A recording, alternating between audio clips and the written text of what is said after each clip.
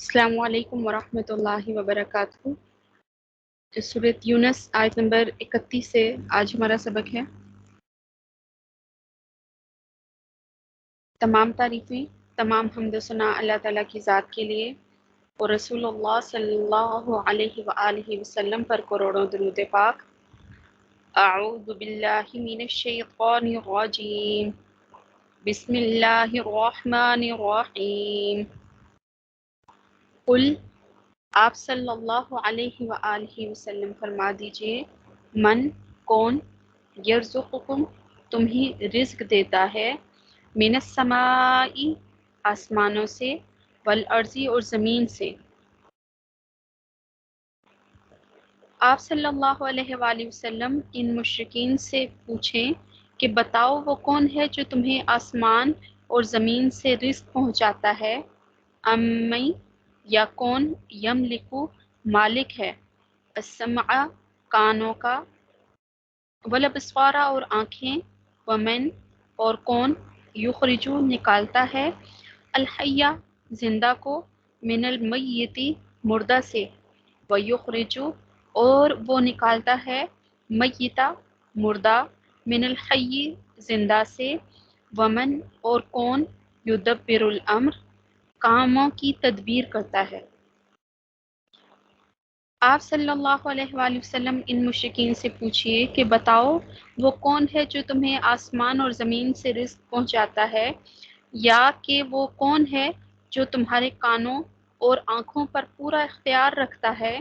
اور وہ کون ہے جو جاندار کو بے جان سے نکالتا ہے، یعنی زندہ کو مردہ سے نکالتا ہے اور مردہ کو زندہ سے نکالتا ہے، اور وہ کون ہے جو تمام کاموں کی تدبیر کرتا ہے۔ فَسَيَقُولُونَ سو وہ بول اٹھیں گے، اللہ یقیناً اللہ، سو وہ بول اٹھیں گے کہ اللہ، فقل تو آپ صلی اللہ علیہ وآلہ وسلم فرما دیجئے، افلا تتقون کیا پھر تم ڈرتے نہیں، فذالکم اللہ پس یہ ہے تمہارا اللہ، ربکم تمہارا رب، الحق سچا، سو یہ ہے اللہ جو تمہارا سچا رب ہے، فماذا پھر کیا رہ گیا، بعد الحق سچ کے بعد، الا الضلال سوائے گمراہی کے، پھر حق کے بعد گمراہی کے اور کیا رہ گیا، فانا پس کدھر، تصرفون تم پھرے جاتے ہو، کذالک اسی طرح، حقت سچی ہوئی، کلمتو باتیں، ربکا تیرے رب کی، علی اوپر، الذین ان لوگوں کے جو، جنہوں نے، فسقو انہوں نے نافرمانی کی، انہم کہ وہ، لا یؤمنون وہ ایمان نہیں لائیں گے، اللہم لا تجعلنا منہم۔ اسی طرح آپ صلی اللہ علیہ وآلہ وسلم کی رب کی یہ بات کہ یہ ایمان نہ لائیں گے تمام نافرمان لوگوں کے حق میں ثابت ہو چکی، اللہ ہمیں ایسے لوگوں میں شامل نہ فرمائے، اللہم لا تجعلنا منہم، ہمیں بھی، ہمارے سارے جاننے والوں کو بھی، اور رسول اللہ صلی اللہ علیہ وآلہ وسلم کے بھی۔ قل آپ صلی اللہ علیہ وآلہ وسلم فرما دیجئے، حل کیا، من سے، شرکائکم تمہارے شریک، من یبدأ الخلق جو مخلوق کو پہلی بار پیدا کرے، ثم پھر، یعید پھر اسے لوٹائے۔ آپ صلی اللہ علیہ وآلہ وسلم ان سے یوں ہی کہیے کہ کیا تمہارے شریکوں میں، شرکا میں کوئی ایسا ہے جو پہلی بار بھی پیدا کرے پھر دوبارہ بھی کرے، قل اللہ آپ صلی اللہ علیہ وآلہ وسلم فرما دیجئے، اللہ یبدأ الخلق پہلی بار مخلوق کو پیدا کرتا ہے، ثم پھر، یعیدہ اسے لوٹائے گا، فانا پس کدھر، تؤفکون تم پلٹے جاتے ہو۔ آپ صلی اللہ علیہ وآلہ وسلم فرما دیجئے کہ اللہ ہی پہلی بار بھی پیدا کرتا ہے، پھر وہی دوبارہ بھی پیدا کرے گا، سو پھر تم کہاں حق سے پھرے جاتے ہو۔ قل آپ صلی اللہ علیہ وآلہ وسلم فرما دیجئے، حل کیا، من سے شرکائکم تمہارے شریک من کون یہدی ہدایت دے راہ بتائے الی الحق کی حق کی طرف۔ آپ صلی اللہ علیہ وآلہ وسلم فرمائیے کہ کیا تمہارے شریکوں میں کوئی ایسا ہے کہ جو حق کا راستہ بتاتا ہو؟ قل اللہ، آپ صلی اللہ علیہ وآلہ وسلم فرما دیجئے کہ اللہ یہدی وہ ہدایت دیتا ہے، راہ دکھاتا ہے، للحقی صحیح۔ آپ صلی اللہ علیہ وآلہ وسلم فرما دیں کہ اللہ ہی صحیح راہ بتاتا ہے۔ افمن، پس کیا جو یہدی راہ بتاتا ہو، الی الحقی حق کی طرف، احق زیادہ حقدار ہے، این کہ یتبع پیروی کی جائے، امن امن یا جو لا یہدی وہ نہ نہیں بتاتا، الا مگر این یہ کہ یہدا اسے راہ دکھائی جائے۔ تو پھر آیا جو صحیح راستہ بتاتا ہو وہ زیادہ پیروی کے لائق ہے، یا وہ جس کو بغیر بتائے خود ہی راستہ نہ سوجھے؟ فما لکم، سو تمہیں کیا ہو گیا ہے، کیف تحکمون تم کیسا فیصلہ کرتے ہو، کیفا کیسا، تحکمون تم فیصلہ کرتے ہو۔ استغفر اللہ ربی من کل ذنب واتوب الیہ۔ دیکھیے کتنی خوبصورت توحید کی آیات آئی ہیں، اور سوال دیکھیے کہ پے در پہ ایک کے بعد ایک کتنا خوبصورت اللہ نے سوال جو ہے وہ پوچھے ہیں، اور یقیناً اس میں کوئی شک نہیں کہ ان کے پاس کوئی جواب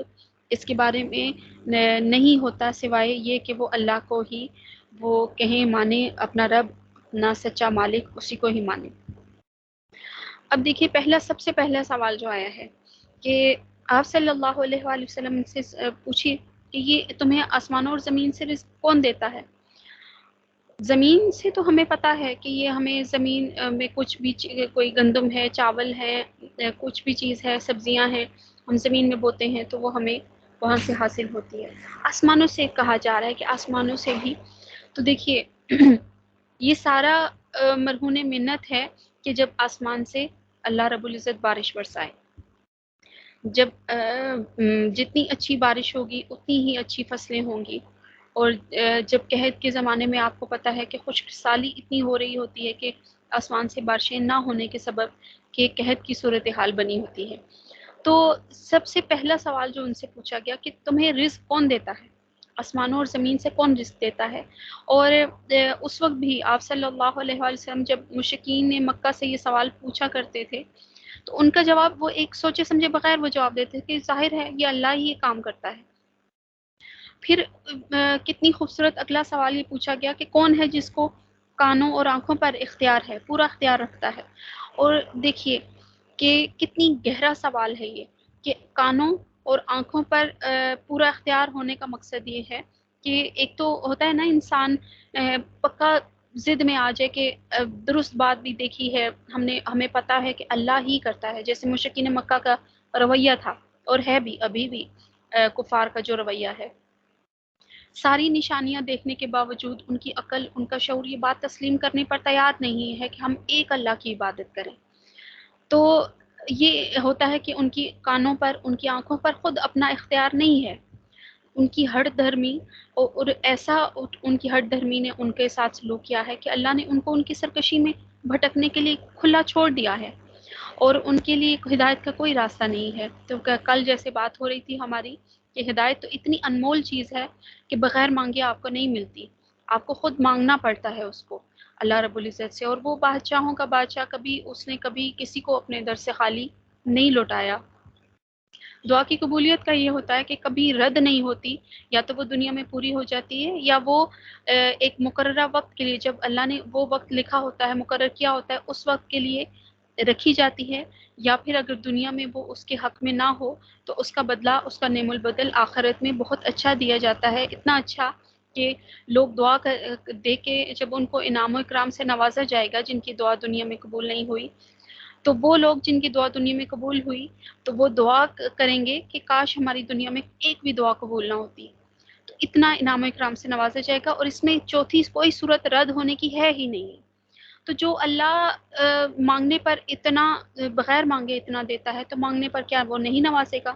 تو وہی اللہ ہے کہ جو سننے پر بھی اور دیکھنے پر بھی وہ پورا اختیار رکھتا ہے، کہ اب خود بھی وہ بہت باریک بین ہے، خود بھی وہ سنتا بھی ہے، دعاؤں کو سننے والا ہے۔ اور جو کوئی چاہے نہ بھی مظلوم اگر کوئی ہو اور نہ ہی بدعا کرے، اللہ کے حضور کوئی وہ شکوہ شکایت نہ بھی کرے، تب بھی وہ دیکھنے والا ہے، وہ خود بھی دیکھتا ہے۔ اور ہر دھرموں کے آنکھوں پر بھی اس کا پورا کنٹرول ہے، اس کے کانوں پر پورا کنٹرول ہے، پورا اختیار رکھتا ہے، اور وہ ان کی ہر دھرمی کا ان کو سزا دنیا میں یہ ملتی ہے کہ وہ اپنی ہی سرکشی میں بھٹکتے رہتے ہیں، وہ حق کو دیکھنے کے باوجود اس کو سمجھ نہیں سکتے۔ اس کی مثال میں بار بار یہی بات کرتی ہوں کہ ایک شرک ایک جلی ہوتا ہے، اور ایک شرک خفی ہوتا ہے۔ شرک جلی تو ہم سب کو بچے بچے کو پتا ہے کہ ہم اللہ کے سوا اگر کسی معبود کو کوئی ہم بنائیں، کوئی بتوں کی پوجا کرے، کوئی آگ کی پوجا کرے، کوئی گائے کی پوجا کرے، کوئی درختوں کی پوجا کرے، کوئی بھی نقصان پہنچانے والی چیز کی پوجا کرے، اس کی عبادت کرے، تو یہ ساری چیزیں شرک جلی کی ہیں، جو واضح شرک ہے، ہر ایک کو پتہ ہے۔ اور جیسا کہ آپ صلی اللہ علیہ وآلہ وسلم کا ارشاد پاک ہے کہ شیطان تم سے مایوس ہو چکا، کہ اب وہ تمہیں کبھی اس چیز پر نہیں لا سکے گا کہ تم لوگ بتوں کی پوجا کرو، بتوں کی عبادت کرو۔ لیکن یہ جو شرک خفی ہے نا، یہ بہت بہت نقصان دہ ہے، کیونکہ ہمیں پتہ بھی نہیں ہوتا کہ ہم کہاں پر جا رہے ہیں۔ اور ابھی بھی یہی بات ہے کہ جب ہم ایک انسان اللہ کی صفت ہے اسے کسی انسان کی طرف منسوخ کر دے اور اس کو ہی عبادت بھی جانے، تو کتنے افسوس کی بات ہے۔ جیسا کہ ہر ایک کو پتہ ہے کہ اگر اولاد بھی دینی ہے تو اللہ نے ہی دینی ہے، دعائیں اس سے کی جا سکتی ہیں، اور خوب دل کھول کے، کیونکہ آپ صلی اللہ علیہ وآلہ وسلم کا ارشاد پاک ہے کہ الدعاء مخ العبادہ، دعا عبادت کا مغز ہے۔ تو یہ دیکھیے کہ پھر بھی کوئی لوگ وہ اس کو منسوخ کرتے ہیں کہ میں نے فلاں جگہ پہ جا کے دعا کی تو مجھے اللہ نے بیٹا دے دیا، مجھے اللہ نے بیٹی دے دی، مجھے اولاد سے نواز دیا۔ اور دیکھیے کہ اللہ نے ایسے لوگوں کو بھی ان کی سرکشی میں بھٹکنے کے لیے چھوڑ دیا۔ اللہ رب العزت ہمیں بھی سب سے پہلے ہمیں ہدایت سے نوازے کہ ہم لوگ زیادہ خطرے والی جگہ پر موجود ہیں، تو اللہ ان سب کو بھی ہدایت سے نوازے کہ یہ بہت انمول چیز ہے، مانگنے سے ملتی ہے، تو ہم صرف اپنے لیے نہیں مانگ رہے، رسول اللہ صلی اللہ علیہ وآلہ وسلم کی امت کے لیے بھی مانگ رہے ہیں۔ پھر تیسرا سوال کیا کیا گیا؟ وَمَن يُخْرِجُ الْحَيَّ مِنَ الْمَيِّتِ وَيُخْرِجُ الْمَيِّتَ مِنَ الْحَيِّ، اور کون ہے جو مردے سے زندہ کو نکالتا ہے، زندہ سے مردے کو نکالتا ہے اور مردے سے زندہ کو نکالتا ہے۔ اس کی مثال دیکھ لیجئے کہ جیسے ایک مرغی انڈا دیتی ہے، تو ہر ایک کو پتہ ہے کہ وہ بالکل بے جان ہے، آپ صبح کتنے لوگ ہی انڈا بنا کے وہ کھاتے ہیں، سب کو پتہ ہے کہ اس میں تو کوئی جان نہیں ہوتی، اور وہی پھر اسی ایک پورا پروسیس ہوتا ہے کہ آپ 21 دن 14 دن 21 دن آپ وہ مرغی کے وہ پروں کے نیچے رکھیں، تو وہ اسی بے جان چیز سے اللہ رب العزت کیسے جیتا جاگتا چوزا، کیسے مرغی کو اللہ رب العزت وہ بنا دیتا ہے۔ کتنی بڑی نشانی ہے یہ، کیسی نشانی ہے یہ۔ یہ تو صرف ایک مرغی کی مثال اس لیے دی جا رہی ہے کہ ہم ایک دن میں کتنی دفعہ ہی ہم لوگ یہ بیکنگ میں استعمال ہوتے ہیں، کتنی ہی چیزوں میں ہم لوگ، ضروری نہیں کہ صبح ناشتے میں ہی استعمال ہوں، کتنی چیزوں میں استعمال ہوتے ہیں، لیکن ایسی جاندار جو جیسے مچھلیاں ہیں اور بھی چیزیں ہیں جو انڈے دیتے ہیں، تو ان کے ساتھ بھی یہ مثال دیکھیے کہ اللہ رب العزت کیسے جاندار سے بے جان کو پیدا کرتا ہے، اور بے جان سے اللہ رب العزت جاندار کو پیدا کرتا ہے، اور یہ صرف اسی کا ہی یہ صفت ہے، اسی کا ہی اختیار ہے، اور اتنا زبردست ہے کہ ہمارے دیکھتے دیکھتے ہی کیسے ناممکن کو وہ ممکن میں ایک دن میں کتنی دفعہ بدلتا ہے۔ اور اس میں ہی ہمارے لیے نشانیاں ہیں کہ آج جو حالات ہم اپنی اگر ہم فیوچر کا سوچیں، ہم پاسٹ کا سوچیں، ہمیں جو حالات اپنے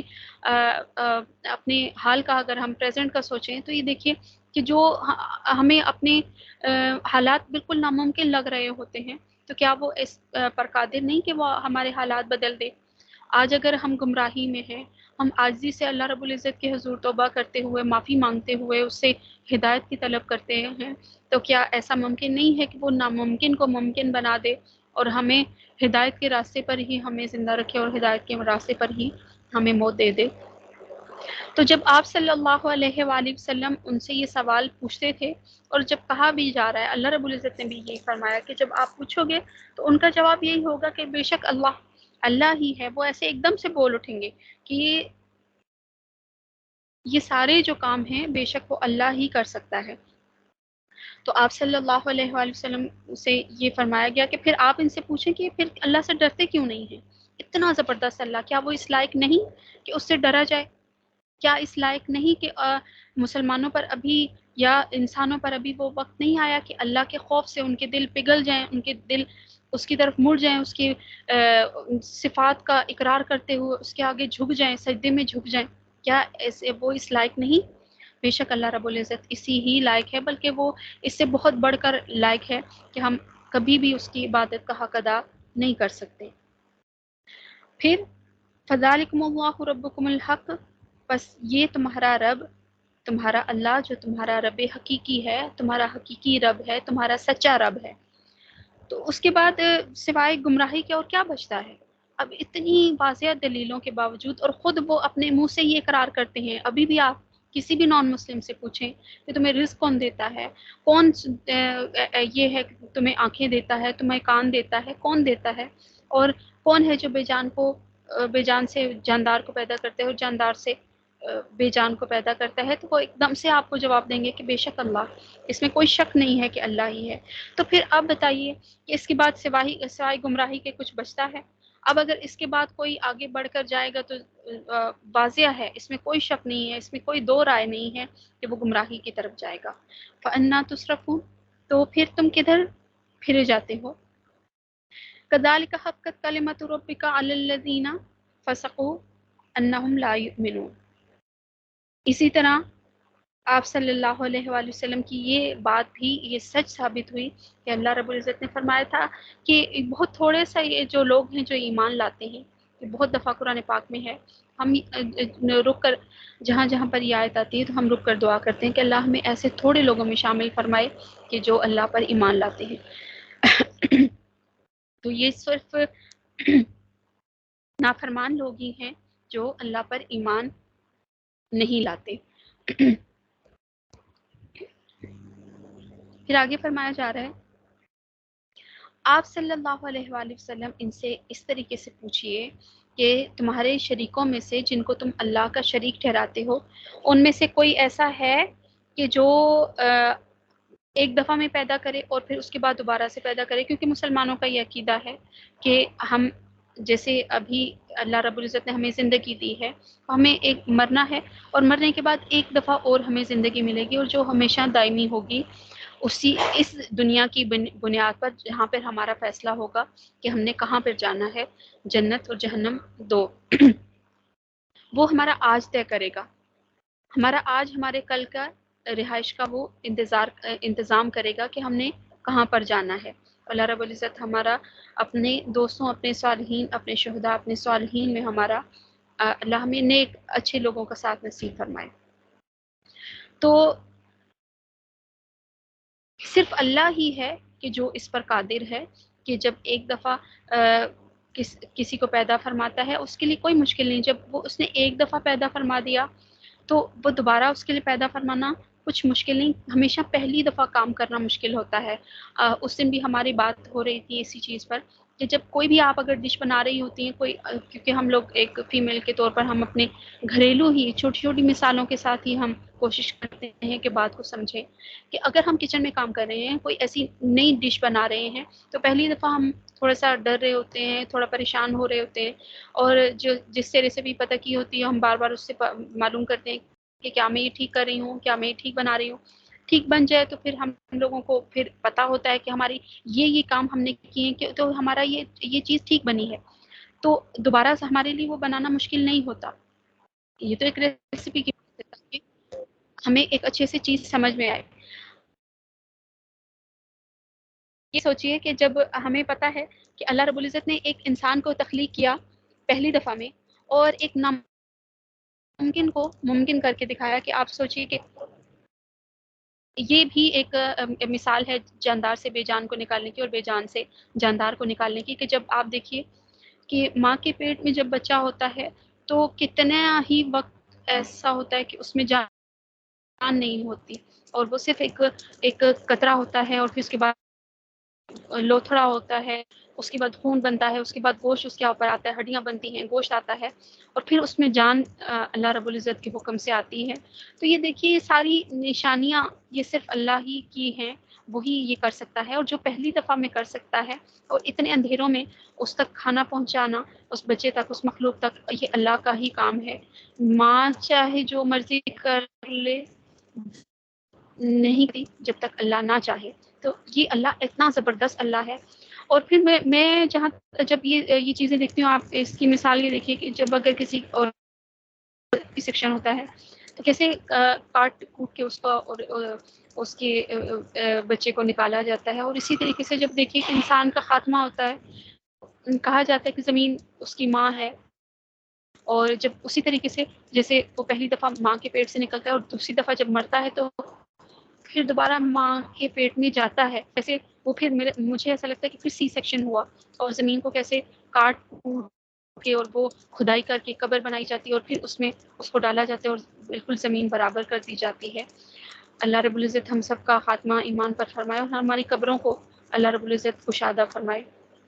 اس قرآن پاک کو قبر حشر میں ہمارا ساتھی بنائے۔ تو یہ صرف وہی ہے جو یہ کر سکتا ہے۔ آگے فرمایا جا رہا ہے کہ قل اللہ یبدأ الخلق ثم یعیدہ